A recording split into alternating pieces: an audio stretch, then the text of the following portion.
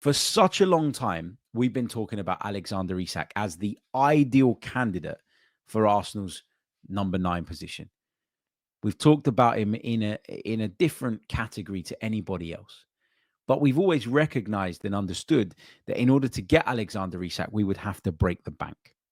And there were doubts among us as Arsenal fans with regards to whether Arsenal would be willing or even able to do that. I think the big problem was in the lead up to this summer when it comes to the Alexander Isak discussion. I think a lot of people overlooked actually how much work needed to be done on this Arsenal squad. And when you think about the volume of signings that we've made and the number of players we've had to bring in, the fact that we've had to regenerate the midfield because we've lost both Jorginho and Partey, the fact that we've had to bring in another defender because we've lost Tierney and we've lost Tomiyasu, the fact that we need to build out our attack beyond just signing a number 9. I think it was always, when you think about it logically, it was always a little bit out there to kind of expect Arsenal to go and spend 120, 130, 140 million on Alexander Isak while addressing all the other positions that we need to, unless there was going to be a major sale.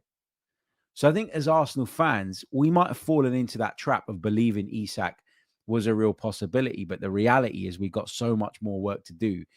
It doesn't feel like Arsenal could have bought in a striker at that kind of price point while addressing all those other positions of need. Now, you can sit there and say, well, if Arsenal really are that ambitious, they would do this anyway. They would try and make this happen anyway. And I'm not denying for a second, because I feel this way myself. If Alexander Isak signs for Liverpool before this window closes, I'm going to be gutted. Because the stance has repeatedly been and has always been, he's not for sale.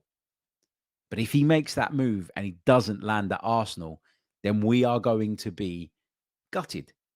I am anyway. It's going to feel like a punch in the stomach. Now, whether or not logically that was ever realistic for Arsenal, that's a whole separate conversation. I'm just talking about the fan feeling, because I'm a fan first and foremost. And when I sat down at the beginning of this summer and mapped out what I thought would be the perfect transfer window for Arsenal in the hope that we'd get as close to that as possible, Alexander Isak was right at the top of my list. Right at the top of my list.